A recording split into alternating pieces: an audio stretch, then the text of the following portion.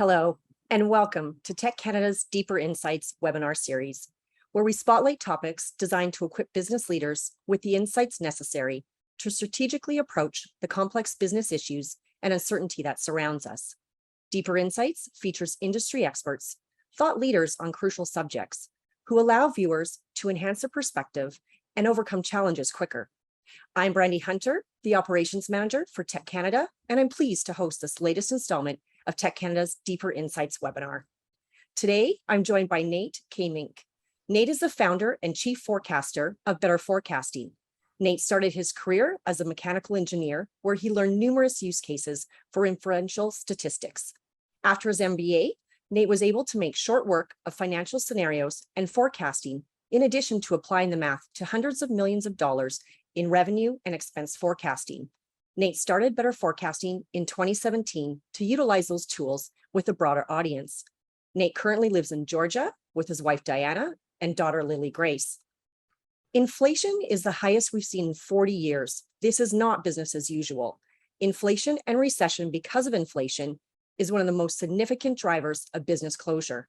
Today, Nate will educate us on what is driving inflation, forecast where inflation is going, and review the most important business areas that need to be updated quickly to handle inflation. Before I hand everything over to Nate, I'll cover off a few housekeeping items. Today's presentation will be made available for download in the comments section of both our Zoom webinar and LinkedIn Live. And the recording of the webinar will be made available on our website and YouTube channel. If you have questions, because I know this is a hot topic, be sure to use the chat function and we'll get to as many as possible. I'm pleased to once again welcome Nate to our Deeper Insights webinar. Nate, welcome. Pleasure to have you today. Hey, thanks for having me. I'm very excited about this, and I just really appreciate Tech Canada and what they're trying to do for their groups today. Wonderful, great. Well, I'll turn it over to you, and looking forward to learning more. Awesome. Let me get my screen sharing going here, and you guys let me know if I'm doing everything right. Okay, so as Brandy said, my name is Nate Kaemingk. We're going to talk about forecasting inflation, and specifically for Canada. I actually, for my business, do a lot of revenue, expense, and cash forecasting for different businesses. And when we have major macroeconomic items like inflation or recession, we often need to include those in our models. So because I'm already building these models for some of my other clients, it was a really good opportunity for me to kind of share, like, this is what's happening, this is what's causing it. And that can be something you guys can utilize and use for your business going forward. So because I'm from the US, I need to put in a little bit of a lawyer statement. I don't know if Canada is quite as litigious of a society as the US is, but it's the classic disclaimer. But I'm going to say it in a different way, is that every single one of you as CEOs and leaders of your companies, you're actually, I believe in you, you're very talented, and you have the ability to figure out how to get through inflation. So my goal today is to educate you on what's causing it and point out some opportunities that are available because inflation is here. We're not just in a doom and gloom situation. There's companies that have made more money during downturns than any other situation. So we're going to talk about some of those going forward. But before I get in too deep here, I've found that there's so many people care about inflation, and I think I finally figured out why. It's because the price of tacos is going up, and there's nothing you can do about it. A lot of you think it's not your problem, but it is. And I'm not just trying to be cheesy in case you missed it. And if you've got any beef with the assembly of my jokes, you don't be a chicken, just send me an email and we'll talk about it. Send me some new jokes if you don't like those. Hold on, I gotta move this here. So I do want to have a little bit more fun with you guys before we dive into this heavy topic. This is me and my beautiful wife, Diana. This is in 2017. So you can see in the picture that this guy in the picture is much more professional looking, probably a lot happier and a little lighter. And you've got me with this long COVID hair standing here in my home in Georgia, giving you a presentation. But what's interesting is that I'm of course going to turn this into a graphic, right? So my hair in 2019, my barber retired. And so I kind of had a head start on all of the COVID no haircut trend that's going on. And what was interesting is when I got past the, oh man, it's really bad, you need a haircut really bad, this happened. My wife started being like, man, I love your hair. I like that. You know, I don't know if it's, I don't know what's driving that, but she really likes it. And as much as I love to be a professional, I love my wife even more. So she gets what she wants. And speaking of getting what she wants, August 4th, 2021, we had something amazing happen. We had our first little baby girl. So if I want to have some fun with this, and there's a reason for this, I'll get to that. If I was going to build a model of what's happening, I would be able to put together something that says like, hey, the longer your hair is, the more baby making could happen, right? The problem is anybody who's had a baby knows that that's absolutely not true. That's complete BS. That's not how it works. I'm having fun with this but I'm saying this on purpose because I need you to hear something from me. When I talk about inflation, I get a lot of crazy answers for what causes inflation or what could be the driver for what's happening to inflation. You'll get the evening news that's going to be trying to tell you it's doom and gloom and this is what's going to happen to inflation. You'll get politicians that are going to tell you this is what's happening to inflation. I've heard crazy answers like it's copper is the leader or it's some other commodity or some other stock is absolutely the predictor. The point I'm trying to make with this is that I would consider those relationships to be similar to what I'm putting on the chart right here in terms of there may be a relationship, but if you don't take the time to understand the truth behind the relationship, you're at significant risk of making a really bad prediction. And as fun as that prediction was for me to make, it's really important that we get to the truth behind the matter. So now I did mention that I have a daughter. I do need to put a picture up on the screen here of her. We missed the Gerber baby model competition submission by a week, so I'm still working, unfortunately. And she, in my dreams last night, she told me she wanted to go to Harvard, which says I'm needing to get a lot more business and a lot more work in the door.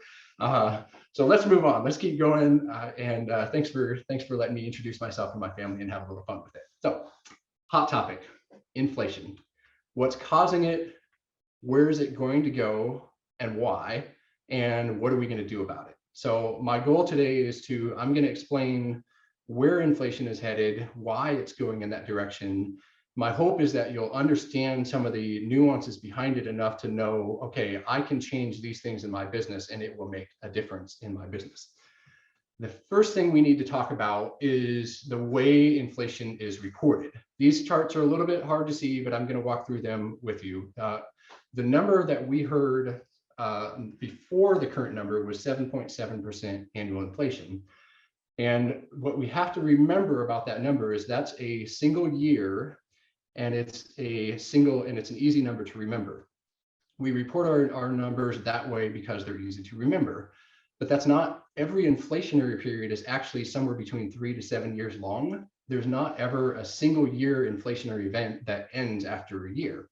So the graphic of what's happening is we're taking a picture, a snapshot of the pricing index back in May of 2021, comparing it to May of 2022. That's 7.7%. Then the next number that just came out, our 8.1% number, is another snapshot. It's June of 2022 compared to June of 2021. But what we have to pay attention to is at the beginning of last year fell off the back of the bus, and we're missing out on the fact that there was actually already some inflation happening before. So what this means from a business perspective is even though the reported number is 8.1%, the total amount of inflation that has occurred since the beginning of this inflationary period is actually 11.3%.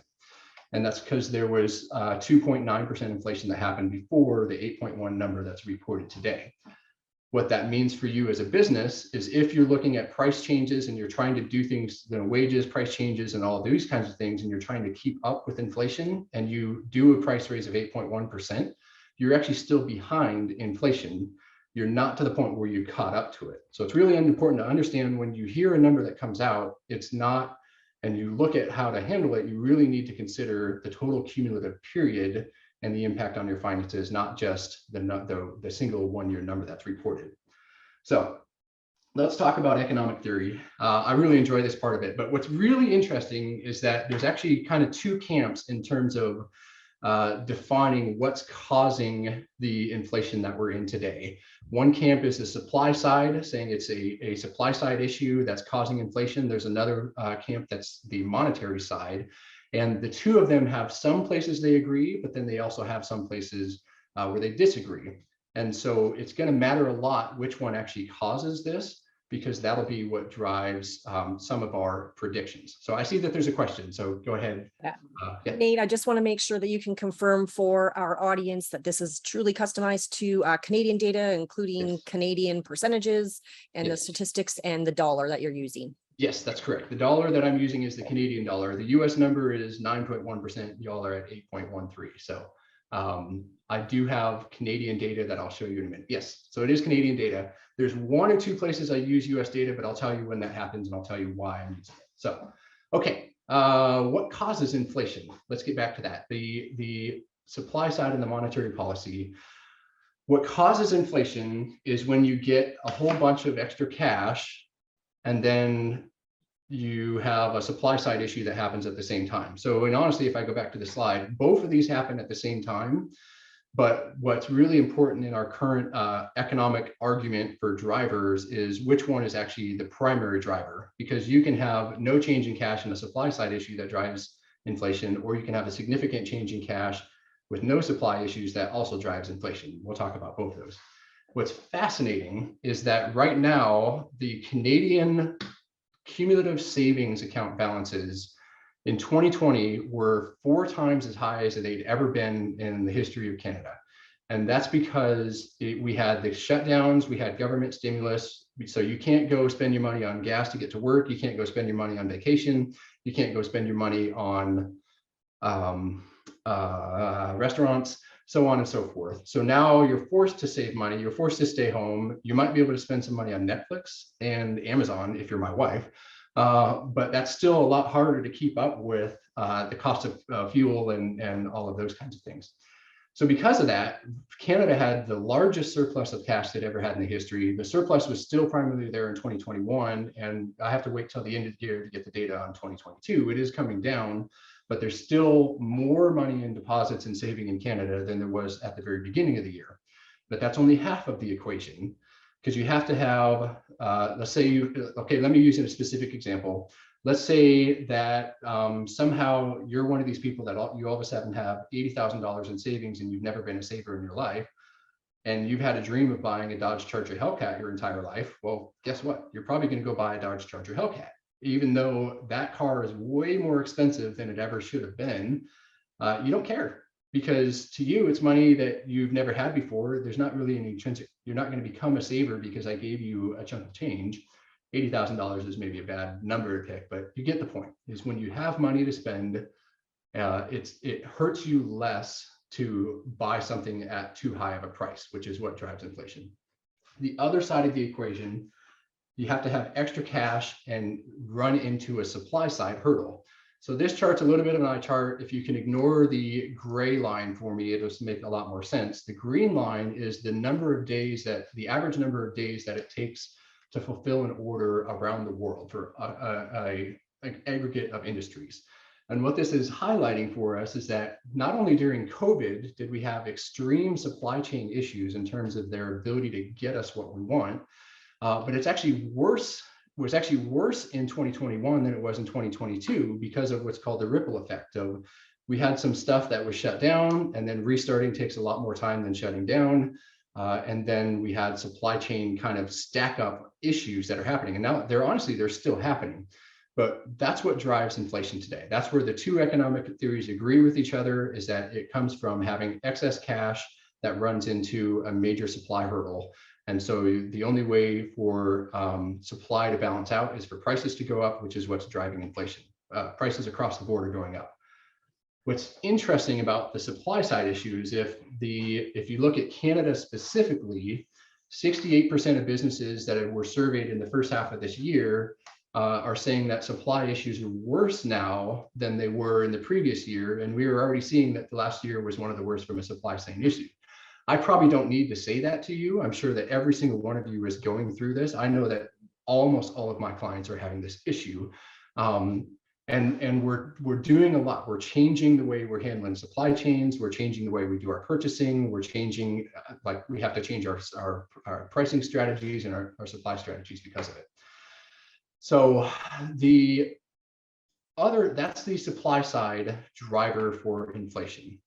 If I go here and I look at the economics, the monetary supply side. Okay, let me stop. Okay. The monetary issue is if you look at the global economy and the global monetary policy during COVID, something like 30% of the money that is in circulation as of now at the beginning of 2022 was created through, I could call it printing, but I get economists that get frustrated with me when I say that. It's not printing, but it's created through different fiscal policies, quantitative easing, printing in some cases. And so that was all done to incentivize people to stay home. So you're adding additional capital to the market, but you're actually incentivizing people not to work. And so your supply side is getting crushed at the same time because of this monetary policy. That's why there's some confusion on which one is causing it. Is it the stimulus, the extra cash in the market, or is it actually the stopping of the supply chain? So because both of them happened at the same time, it's really hard to tell which one was actually the root cause of our current situation. Now, this is for the global situation. I have another chart that's almost just like this for the US. The US number was 50%. I'm only saying that for a point of reference for you guys. What's fascinating to me is that the Canadian government, the number is more like 300 to 400% in terms of total amount of money that was created. And this is I'm not saying good or bad in terms of monetary policy. From this perspective, it would be better for Canada if the supply side was the reason for all of the pressing, not necessarily just the monetary side. What's encouraging and good to see about these numbers is that you're actually significantly down from the peak in 2020. So the government hasn't just started printing and gotten used to doing it. The government is actually actively trying to now we're coming back from the situation. So I think they're doing good stuff in that perspective, but it's fascinating to see what's going on here. Now let me just kind of give you I'm going to give you a very simplistic word picture of why this matters, the supply side and the monetary policy side. If we have 100 water bottles and we have $100, Canadian dollars, every bottle of water is worth about $1. There's some weird stuff that happens when you get to the top end and the bottom end in terms of restriction of supply, but that's not what we're talking about. Now, if all of a sudden there's $150 and you still have 100 bottles of water, every bottle of water now takes $1.50 to purchase in terms of its average price. That's sort of where these two pieces are playing off of each other. Is you don't have 100 bottles anymore, you've got 70 bottles, and you don't have $100 anymore, you have $130, $140, depends on. Canada is kind of playing in the mix here with the global supply market. So you're not just going to see 400% inflation. That's not what I'm saying here at all. But what I am saying is that this is changing and making so much money available that it's potentially having some issues there. Now, let's look at what examples do we have to identify what each of these economic theories was like. The supply side, if we look back at the 1970s, a lot of the multi-year and the decades-long inflationary issues we had in the 1970s and the 1980s was actually a supply side issue. It may sound familiar. It was actually an energy crisis that drove what was happening, which is kind of what we're going through, but not exactly the same. The energy crisis we have today is because of fluctuations in demand. We have demand drop off, and then it's taking off, and it's taking a while for energy to recover. Energy is primarily really recovering well right now. And then the other side on the monetary policy, we don't have, we'd have to go and find some other countries that maybe went through similar monetary policy. But like I said, Canada is doing it was a one-time influx. It wasn't necessarily a complete change in fiscal policy. So this one will be more difficult. But all of that stuff to say, what's actually the issue? The issue is not inflation. The issue is actually the amount of uncertainty that you as a business owner need to deal with. It's not actually inflation. So case in point, if 10% inflation was totally normal and everybody always did and was used to 10% inflation, and that's what we always had, businesses would adjust, businesses would thrive. If 10% deflation is what everybody was used to, businesses would adjust and business would thrive in that specific scenario. And I actually have data to prove that. I'm not just making that up. This is US data. This is a caveat, but I'm using it because it's the best data available and it still holds true in any economic situation. Okay, I got to make sure I explain this correctly. The line that you see, the up and down, is the number of businesses that are closing compared to the previous year. So it's the change in the number of businesses that are closing. So if you're below the black line, then there's more businesses closing than opening, and there's actually more businesses closing than the previous year. So what it's saying is that businesses that otherwise would have survived are now closing because of something. The axis to the left and the right is the change in inflation from one year to the next. And the way to state what the red box is saying is that there's only been one time in the last 47 years that if there was more than 1.5% change in inflation from one year to the next, that we didn't have more businesses closing than others. And if I take the lines and I really draw them all the way out here to the total change in inflation that Canada saw over the last year, which was around 5%, we're saying that something like 7 or 8% of businesses that otherwise would have survived will now close because of the changes in inflation. Let me explain this chart a little bit more. Is that it actually, the blue dots are inflation rising and the orange dots are inflation dropping.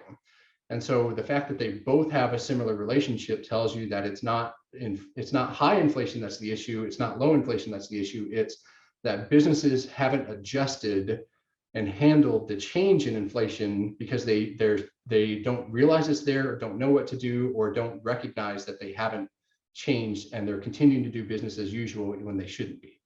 So let's forecast it, right? So let's talk about, like, okay, well, one way to make sure that we're prepared for inflation is to know what's coming. So let's go ahead and do that. Like I said before, if we look back at the 1970s and the 1980s, we can kind of say, well, we're sitting sort of somewhere around here, so maybe this is what's going to happen. I don't subscribe to, again, like I told you, I don't want to just blindly say that this is what's happened before, so it's going to happen again. I want to understand what's coming up behind it.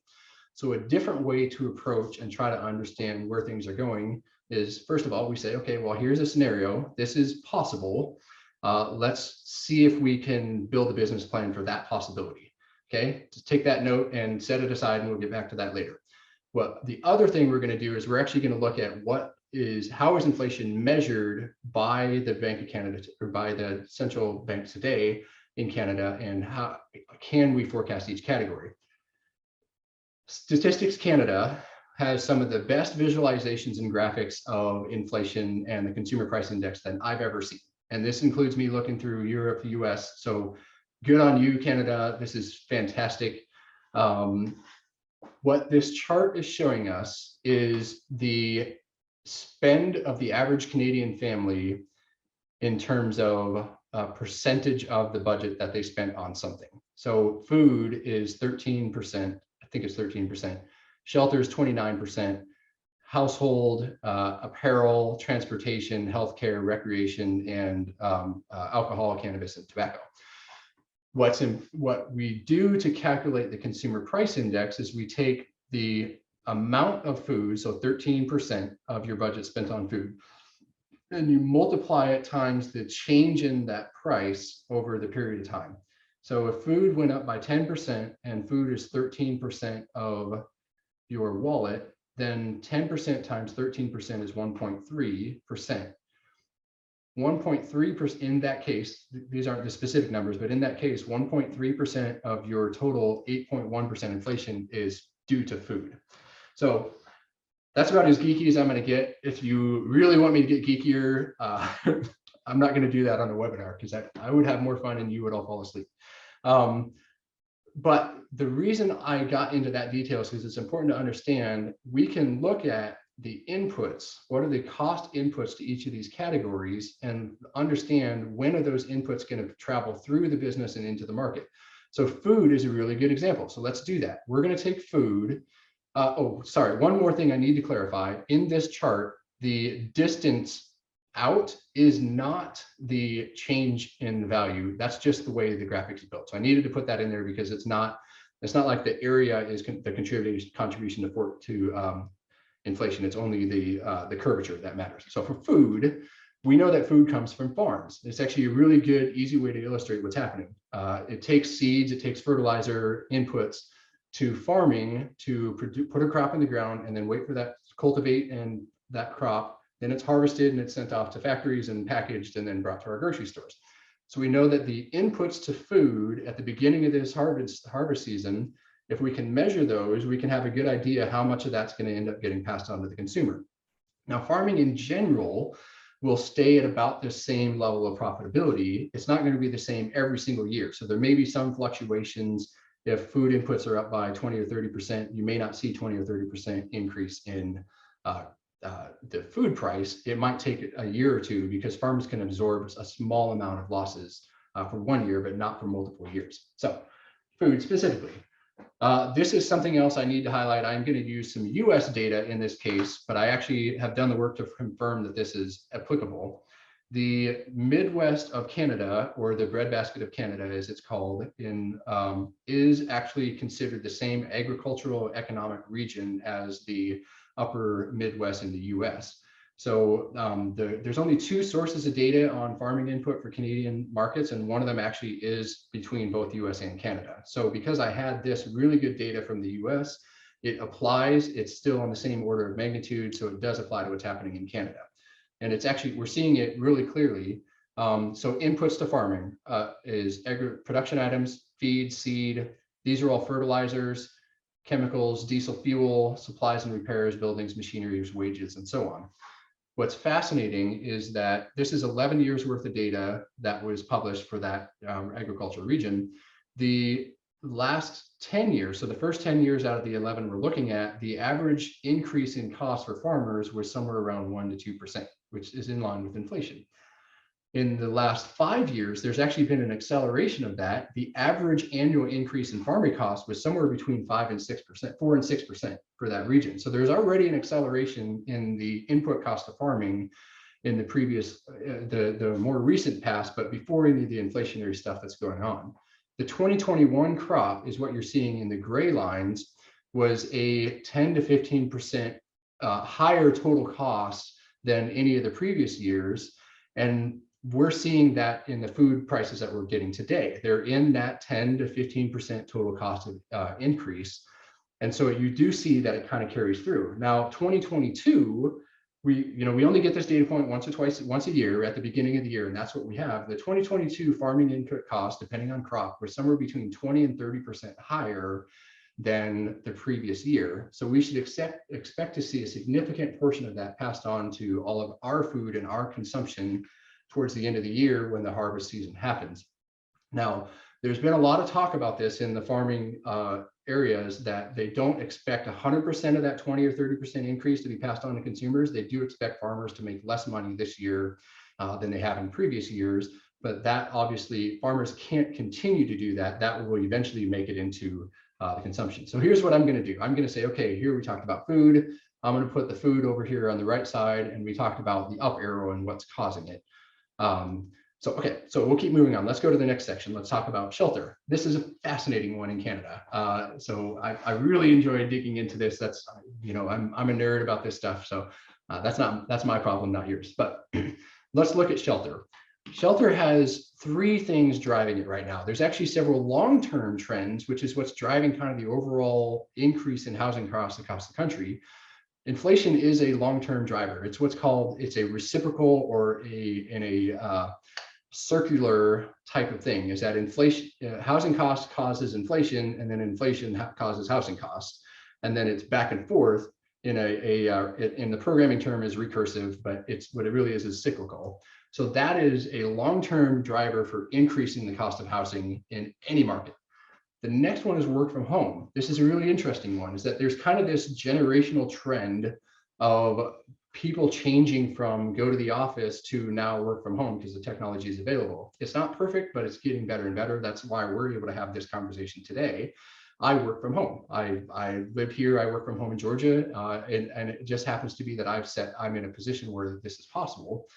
But the overall trend for work from home is that as people start to work from home, they're going to want bigger homes. they're going to want to take the money they used to spend on commuting, on the vehicles for commuting, the offices, the lunches. They're going to spend that money on houses with offices.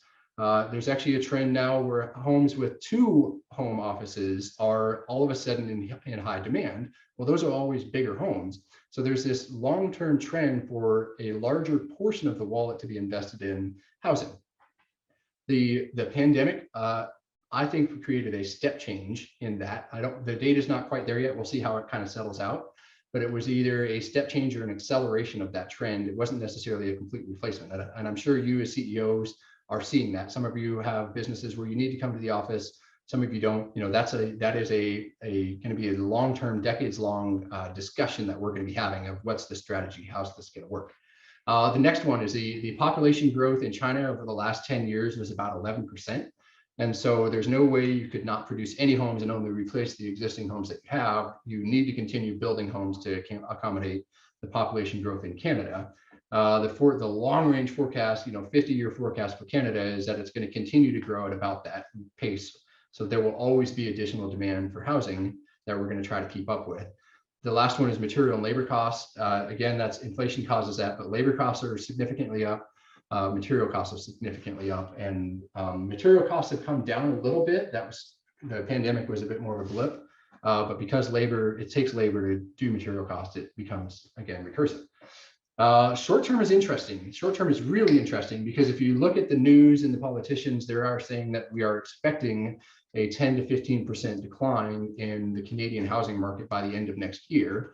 I'm not really going to disagree with them. I don't know that I have any better data than they do on this one specifically, but I can tell you a couple of the things that are driving that. The first one is what I'm going to call the margin reset for home builders. Home builders for the last 3 to 5 years have been enjoying significantly higher margins. They probably 20 to 25% margin on some of the homes, which is unusual. That's probably the highest it's been in the last 30 to 40 years. The more normal margin rate for home builders is somewhere between 11 and 15%. So that it's not like a huge price gouging increase in price, but it has been a thing for the last 3 to 5 years because of these other drivers we're talking about on the left side. If there's a recession and some of that, there is going to be a little bit of that margin reset, but it's not necessarily going to take these builders out. A lot of builders don't want to hear this. Again, anyways, interest rates are really interesting. So interest rates are going to reduce the buying power of the consumer because they have to spend more money on the interest than they can on the asset. But it's not, so that is a downward trend specifically in Canada. So because Canada has the 5-year mortgage note norm, I'll call it, that's actually different than the US. So the US, when you buy a home in the US, you'll either get a 15 or 30-year fixed rate mortgage, and you'll hold on to that same exact interest rate for the duration of the note. Whereas in Canada, from my understanding, is that it's a 5-year note and you have to refinance every single 5 years, even though it may be a smaller portion. That actually makes you more susceptible to interest rates as a market overall. So that will be a larger downward push for the real estate market in Canada. But you have to pay attention to the other side of this, is that the only other option for housing is smaller housing, obviously, or renting. And mortgage rates going up actually forces rent to be higher. And so for the first-time home buyer, or the person who's considering whether to rent or own, their equation is being forced up by the same interest rate. So it's not 100% buying power. Buying power is only a portion of the equation. So if you have, let's say you have a 30% reduction in buying power, that doesn't mean you're going to have a 30% reduction in demand or a 30% overall reduction in capability. You're just going to have, because there's other competing factors. The last one, as we talked about, is recession, and recession always reduces buying power. That will end up being a short-term thing. This is a unique one-time, we don't have much other economic data on this, but what I'm going to call is a one-time cash influx. I did find some data on houses that were purchased in Canada in the last 2.5 years, and it all says that of the houses purchased, 30% of the houses that were purchased, people used some of that excess cash from the chart that we talked about earlier that came from being locked down. And if you're in a family, and let's just think about this from a story perspective, it makes a lot of sense. If you're a family of three, a family of five, so you've got the mom, the dad, and you got three kids at home, and you're in a small house, it's not that big a deal when you have, only four people in the house the whole time, but all of a sudden you have dad at home, he's got to work, so you lose a room. The size of the house becomes much more of an issue, and you're also getting a whole bunch of savings. So there's a bunch of families that would upgrade their home using this cash influx, so they don't have any higher payment, they don't have any higher debt, but they have significantly higher value home because they were able to use this one-time cash influx into the market. So that cash influx will end up being just a single one-time step in the overall value of the homes, and it's not one that's necessarily going to come back. Because the people that did that one-time step, they have the extra equity, and they don't have the downside risk like we had in 2008 of they're not overextending themselves in terms of their capability to make the payment. So they're lower risk increases in housing costs. The main thing here is timing, right? It's really paying attention to, well, when is the margin resets happening? When is interest rates happening? When is recessions? How long is this cash influx going to be a thing? It's really difficult to play them all out, but we can at least put together long-term and short-term. This is the average home cost in Canada. This is the most recent data I could find in terms of residential pricing. And you can see that there was a significant increase in housing prices during the pandemic, probably for several of the reasons that we just talked about, but we're seeing this reset start. And so we expect this number to come down some more. I'm not so sure it's going to be the full 15%, but again, that's not my primary market that I'm advertising. We may see it come down below this long-term trend that we have on the chart here, but that's going to be really interesting. It's actually good for Canada's inflation numbers that housing comes down, because housing, like we said earlier, is 29% of your total consumer price index. Now, what's interesting is that it's actually, even though it increases your buying power to buy a home, that's only relevant in the years that you buy a home or if you're renting. So even though the inflation number looks better because you actually have decreasing cost of homes, right, and will look better in the next year because of the decreasing cost of homes, your buying power for everything else in the basket is going to be reduced and be artificially it's going to be understated because of the drop in price of housing. So that's going to be really interesting to watch for Canada. So I've got the shelter. There's downward forcing drivers that we're seeing right now, but there also is long-term upward forcing drivers that we're seeing. Okay, so the next category, I'm going to combine these together into one. This is household expenditures. So that's furniture, durable goods, those kinds of things. Appliances are in that bucket. And then you also have that with apparel. So we'll call that goods and services. This is the kind of the largest bucket of goods and services aside from recreation that is included. Now, the reason this category, we looked at this chart earlier, we talked about the total supply chain, right? So there's been a significant amount of disruption in supply chain, and there still is a significant amount of disruption in the supply chain. You as producers and business owners are probably more aware of this than the average consumer, but you don't have the same inventory stocking strategy right now that you had at the beginning of the pandemic. We used to, in the 18s, 19s, 20s, we were doing just-in-time manufacturing, and it was all about supply chain lean and optimization, and we were never trying to hold on to inventory. And I love that. As a financial CFO guy, it was like, oh yeah, we're going to optimize and reduce costs, and then I get to spend this money somewhere else, right? But now we're in a situation where that strategy is not working, and we're getting more into because there's so much uncertainty, there's that word again, so much uncertainty in the supply chain, I'm gonna overstock. I'm not gonna keep 2 weeks of inventory on hand. I'm gonna keep 4 months of inventory on hand. So this number, total dollars in terms of inventories of finished goods sitting in supply, is expected to be higher, and that just because it's higher doesn't mean that demand has been met. That's kind of my whole point of this, is that we're seeing the number higher, but that doesn't mean that supply chain issues are fixed. So we should expect to continue to see supply chain disruption issues.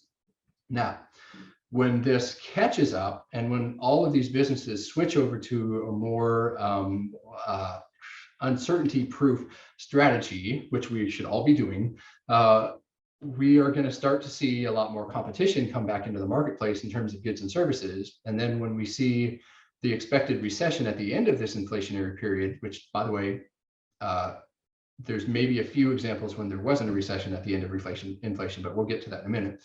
We will see reduction in demand, and we'll see companies start to sell off their inventory because they didn't raise their prices and they have a lot of, they need the cash from the inventory that they're sitting on. So inflation causes recession, causes sell-offs. So there's some downward facing items there, but the primary direction for goods and services is up. There's some long, midterm, we'll call them, drivers that are pushing that down. The next one is transportation. This is an interesting one. So transportation consists of three primary categories. It's new cars, used cars, and oil or gas. There's some for public transportation in there, but that's not as big of a factor, and it's not changing, so I'm not going to talk about it. Used cars are really interesting. So the entire car price situation actually started before the pandemic, and the supply issues started before the pandemic, and this is not really that well known. So there was a major chip plant in Singapore that had a fire that burned to the ground. And then there was another major chip plant in China that had a massive earthquake and shut it down for 2 years. And then the pandemic hit. So the semiconductor shortage was actually already starting, and the other factories around the world that produce similar products or the next best alternative product were ramping up production, and then COVID hits. So now we have reduced square footage of manufacturing capacity for silicon, and you have social distancing rules that you need to keep in place and shutdowns. So it just took all the semiconductors for brand new cars and skyrocketed it. Well, you've got people driving a 7-year-old vehicle that's now 9 years old, and they need something better, but they can't get a brand new car. So what are they going to do?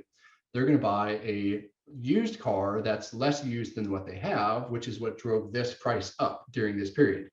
What's fascinating is that the way for this to get fixed is there's several things that have to happen in the supply chain. First of all, the chip shortage needs to be resolved. Then new cars need to ramp back up production, which includes staffing and a whole bunch of other things that are hard to move. Then they need to satiate the immediate demand for vehicles that's sitting there. Then they need to rebuild inventory. And once inventory has been rebuilt, now you're going to start to see competition for used car prices that start to drop the used car pricing. Cox Automotive, it's headquartered here in Atlanta, but they have global data. Their estimate at 3 months ago was that used car prices should start to normalize towards the end of this year. After that happened, China still had a no COVID policy. And this is actually a picture from the news article of this happening in May or June, where Toyota had to revise their production output forecast for the month of June because of the no COVID policy of the government of China. So we're seeing that the entire recovery for that specific market segment is happening. So it will drive that segment down, but it's very fragile, and it's very, there's a lot of things that are going to continue to disrupt it. So what we're going to do for the used car market and the new car market is we're going to stay, those are pretty much going to stay the same for the next 6 months. They might start to decline in the next 12 months, but there's a whole lot of risk associated with whether or not they'll actually decline. The last category is fuel. And this is, I'm sure all of you are very aware of this. This is the cost of petrol in Canada. You guys are sort of back to the long-term trend in terms of overall pricing. And it just kind of remains to be seen of, are we going to actually get back, or is it going to stabilize right around here? Is it going to drop a little bit? It's really hard to tell, but we are about at a point of equilibrium where it's going to stay the same. And that's because of the oil companies' reproduction. And I know Canada has a lot to do with that too, in terms of producing oil. So we're going to take transportation. We're going to say, here it sits. Healthcare, this is not your government provided healthcare. This is your dental offices. This is your Advil that you take at home, bandages, those kinds of things. That is a primarily service-driven industry. And so it's, again, one of those cyclical, inflation drives this up in the future. It just happens later. So I'm going to say healthcare is going to be in the upwards direction. And then the last category, I'm calling it fun having, is recreation, alcohol, cannabis, tobacco. Alcohol is actually a inflation-proof or opposite of inflation, or sorry, recession-proof, opposite of recession. So I'm expecting alcohol to continue to be a good investment for the next several years, or a good margin. The recreation is really fascinating. So typically you wouldn't see this much demand for recreation that we have right now, but because of the lockdowns, we're getting this phenomenon that I've never seen in terms of, it's called revenge vacations. You've got all these people that had all their money, they didn't spend it on cars, they didn't upgrade their house, they didn't spend the money on all of the stuff. Well, now it's because they saved it for when Disney World was going to open up again. They saved it for when Banff was going to open up again and they'd be able to go on a vacation. So my wife and I are avid Disney fans. Disney World is about a 6-hour drive away from us, so we're very aware of what's happening, and it's one of the more popular tourist destinations. It is almost impossible to take a vacation right now, and that's because there's so many people that are taking these revenge vacations, and so there's a bunch of demand that will continue on through the rest of this year. So we're going to say fun having has a lot of upward pressure. Okay, so all of that I take and put into a spreadsheet on the back end and calculate a whole bunch of different scenarios of like, well, this could go up, this could go down, that could go up, that could go down. What it ends up giving me is a couple of scenarios that I want to present to you. Now, keep in mind, when I'm reporting these, I'm not talking about the annual number. I'm talking about the number we brought up at the very beginning of the presentation for the 5-year compounding inflationary number. And the best case, absolute best case, keep in mind, we're already at 11.3. And best case is that we kind of stabilize here for a little bit, and then we start to see inflation drop. And it's the drop on any inflationary period takes a long time, plus it's compounding. So the best case is we're looking at about a 25% total inflation over the entire period, which means that $100 in January of 2021 is only going to be worth about $80 in December of 2025. Now, keep in mind, that's the best case. What's more likely, and this is where if we start getting into the various competitions on economic theory, and you say there still has to be more inflation that's happening because both of those economic theories are predicting would predict more than the 25% inflation, we're probably looking at more like 40% compound 5-year numbers, which says that $100 in January of 2021 is going to be worth about $71 in December of 2025, which is just discouraging, but it is what it is. Now, the worst case, and this is if the monetary policy of Canada ends up being the worst thing ever and they don't change it, and there's a whole bunch of really bad things that need to happen. Inflation would need to get into what's called kind of this recursive hell, and it's where they all kind of keep propagating and hurting themselves. This is where you could end up with 75%. Now, in that case, let me take that off a second. In that case, the $100 that we had in January 2021 is only worth $57. Now, there's a long tail on this that's really interesting.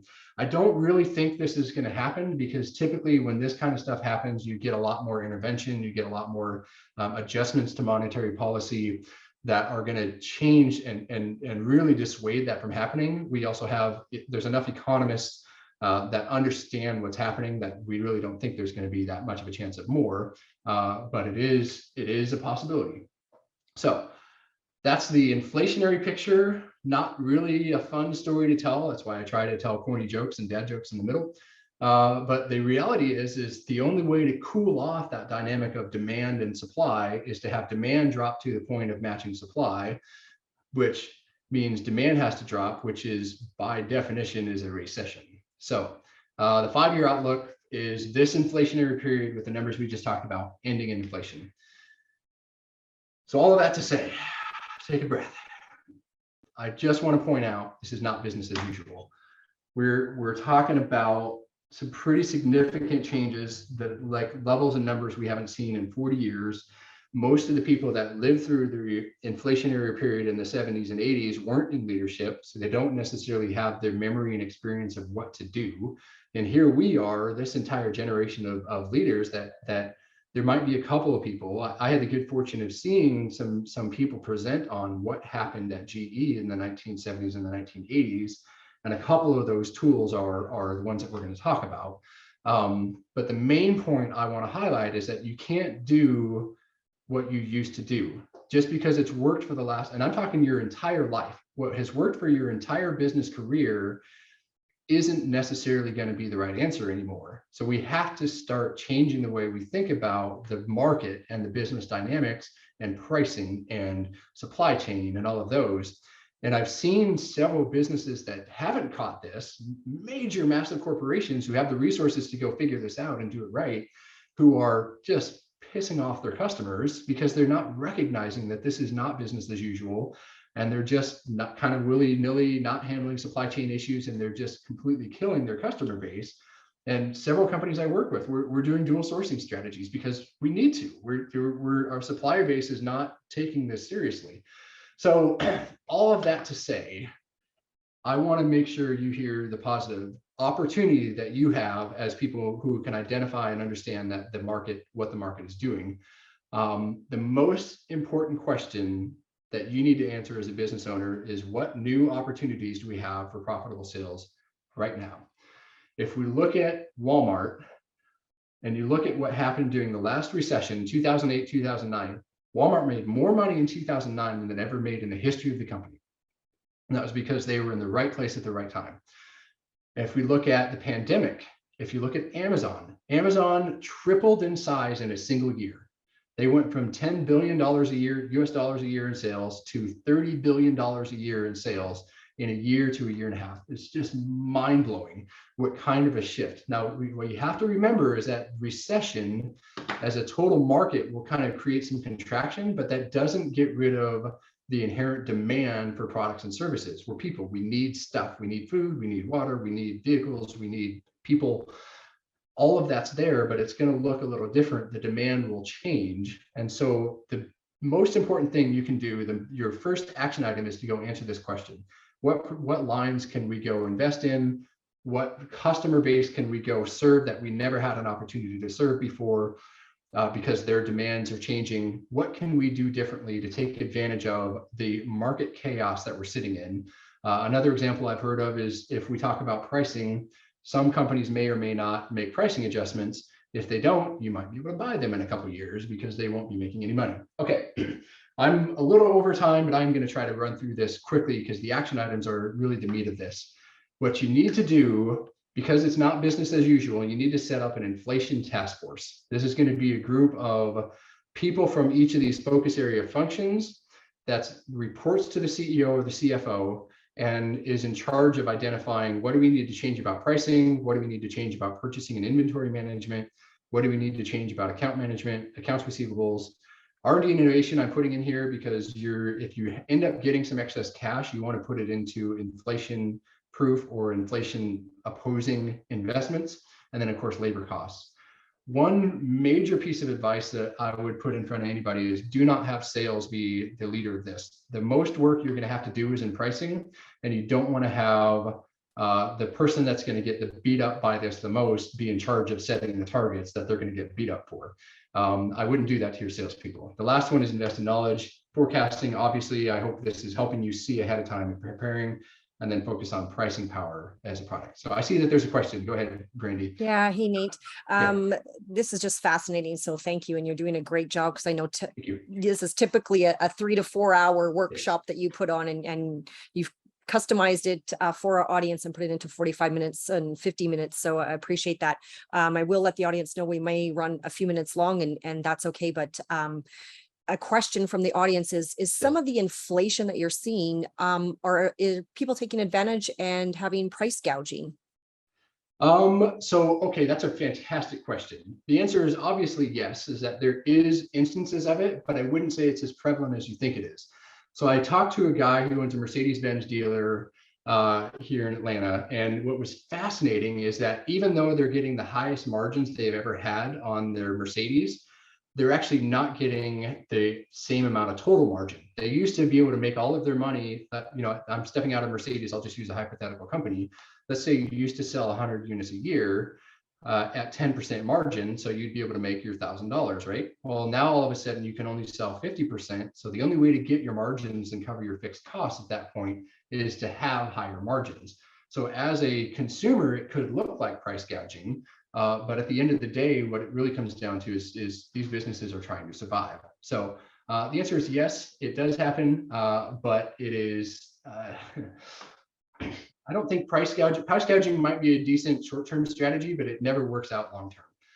It may feel like price gouging when it's the only person in the city that has, let's say you need refrigerant to keep your grocery store running, and there's only one person in the city that bought the refrigerant. They can kind of charge whatever they want to. Hopefully they're smart enough to recognize, well, if I get you out of a bind and I treat you right, then I'll be able to keep and hold on to you as a business. So let's talk about pricing. That's a great leading question. Thank you for that. Here's what's interesting is that this is a study done by Simon Kucher. Simon Kucher advises about 50% of the global Fortune 500 on how to set their pricing strategy. They did a study on what do executives expect prices, the volume loss due to price increase to be compared to what it actually is. So if you, for this specific set, I don't have all the details behind it, but the specific set is that 20 executives thought that they would lose about 27% volume during normal non-inflationary periods, and the real volume loss of that exact campaign was 4%. And so we as business owners will almost always overestimate the volume loss due to price increases. The point of this is do your price increases. You will have some volume loss, and you may have some that really hurt, but you most likely won't have anywhere near as much as you expect. In fact, customers are starting to expect it. 87% of businesses are raising prices or have raised prices additionally beyond normal because of inflation. If you're one of that 13% who hasn't, your customers are probably wondering if you're going to survive, or they're thinking this is weird, what's going on.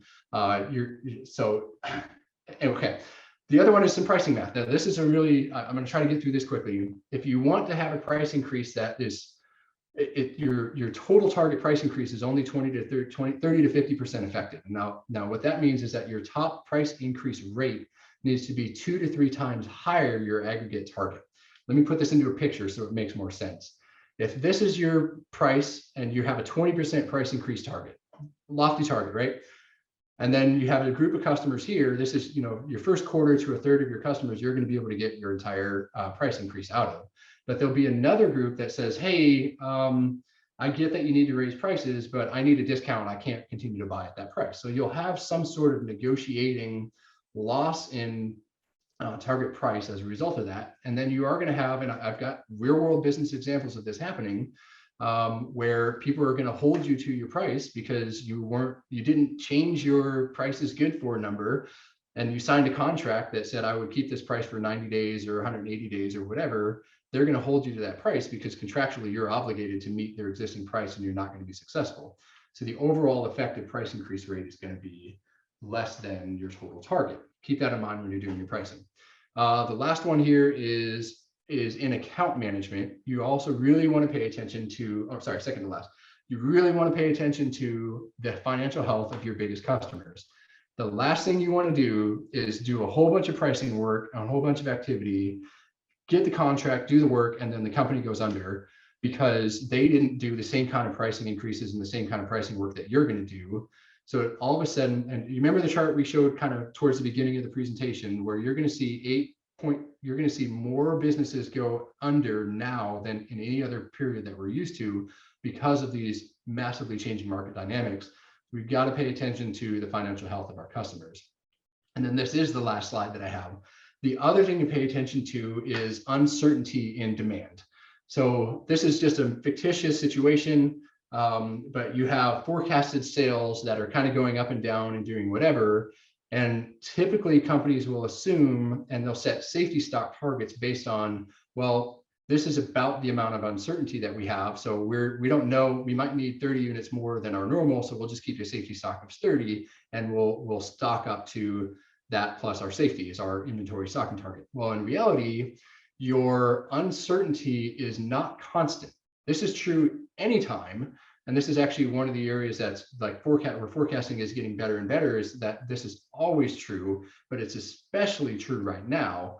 When you're doing your overall demand forecast and your supply chain planning, you want to account for and identify areas where there's more uncertainty than usual.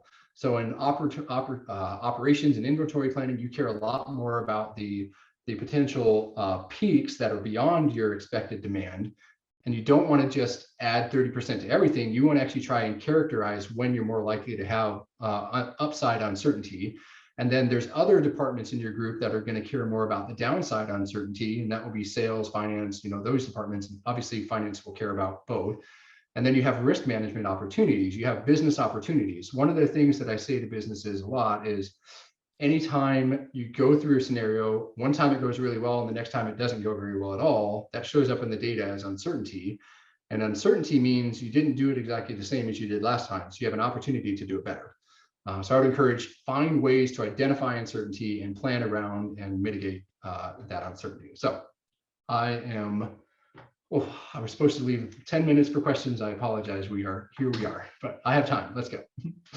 No, that's great, Nate. I know it was a lot to get through. So we do have a couple of questions. And like I said to our audience, thank you for staying with us and being as engaged as you are and giving us a little extra time. And we do have a couple of questions. So we'll take this opportunity to utilize your knowledge and expertise, Great. Nate, and bring a few questions forward. So if my competitors are raising prices, and I end up, or not raising prices, and I end up losing business to them, what happens? What should I do?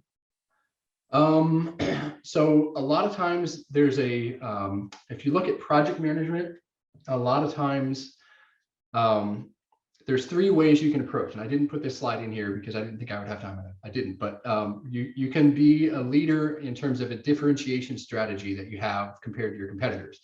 A lot of times people aren't actually buying on price.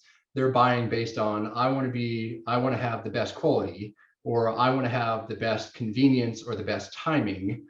And so you have to recognize that no business can do all 3. There's a whole plethora of businesses that have gone under because they tried to give away the farm for free. They tried to do everything and be better than their competitors in everywhere and beat them on price. You would never walk into a Nordstrom's and expect to have prices that beat Walmart.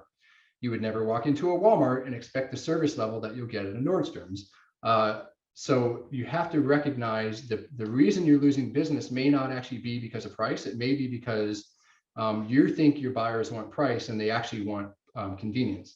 The other thing that I've seen happen is sometimes you get into what's called escalations when you're in inflation. And an escalation is an ability to increase the price based on your own, you're going to pass through your own costs.